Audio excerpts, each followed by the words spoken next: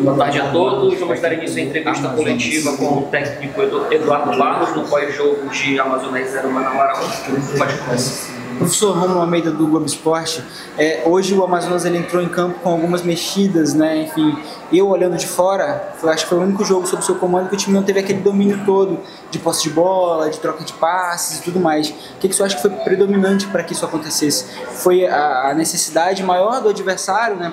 Por estar em busca de calendário, ou o senhor acha que foi essas grandes mudanças que o senhor fez dentro do time? Boa noite. Eu acho que tem dois elementos principais.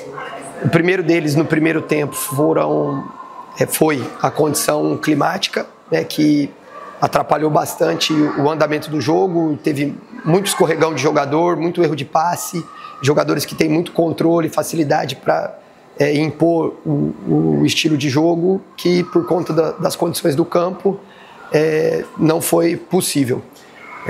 Durante o primeiro tempo já houve a orientação do banco, especialmente da minha parte, para a gente evitar trocas de passes no campo de defesa, porque estava muito arriscado, qualquer passe a bola poderia parar, como aconteceu mais de uma vez dos dois lados.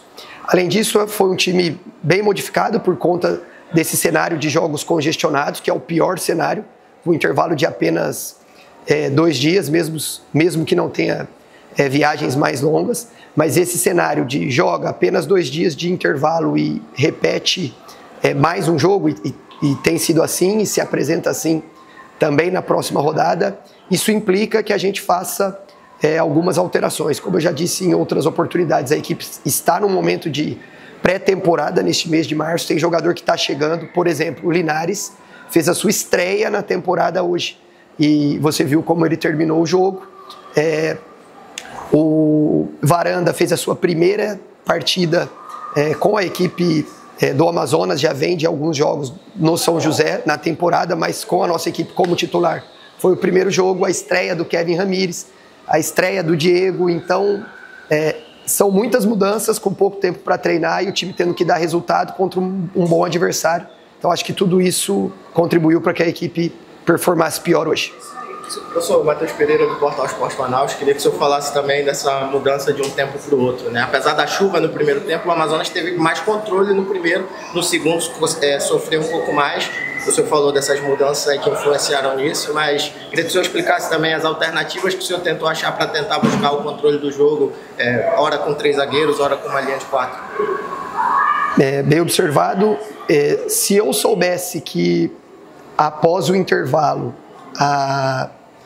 as condições do campo voltariam à sua quase que normalidade, eu tentaria ter deixado o Tavares mais tempo no campo. O Cocote talvez sob avaliação por conta do pisão que ele levou no primeiro tempo, mas foram 2 jogadores que estavam sofrendo muito pelo contexto do jogo, e a ideia foi colocar na partida 2 jogadores que tivessem mais em posições, em duelos, em disputa de bola aérea, e aí começa o segundo tempo e o jogo não encaixou, porque não ficou esse jogo do campo encharcado, de tendo que fazer tanta bola longa, e aí o Manauara aproveitou o seu momento de superioridade. Se vocês observarem, quando eu estava conversando com os meus auxiliares para programar uma troca para a equipe voltar com o controle técnico da partida, nesse lance a gente toma o gol, e aí após o gol, com as mudanças, o time mexido, jogadores ainda adquirindo ritmo de jogo, o time não teve força e não teve no dia de hoje qualidade para conseguir ao menos um gol na partida. Você falou dessa questão do time ainda estar no período de pré-temporada, né? Muitos torcedores na arquibancada eles reclamaram em alguns momentos para o time avançar mais, enfim, ter essa dificuldade de fazer gols. O próximo jogo é contra o São Raimundo, que talvez seja a equipe mais frágil do grupo, que já chega na última rodada com chances de classificação assim, mais difíceis, né? Entre todos os times do grupo. Seria essa a partida para o Amazonas vencer, dar uma resposta para o torcedor depois desse longo período de jejum de vitórias?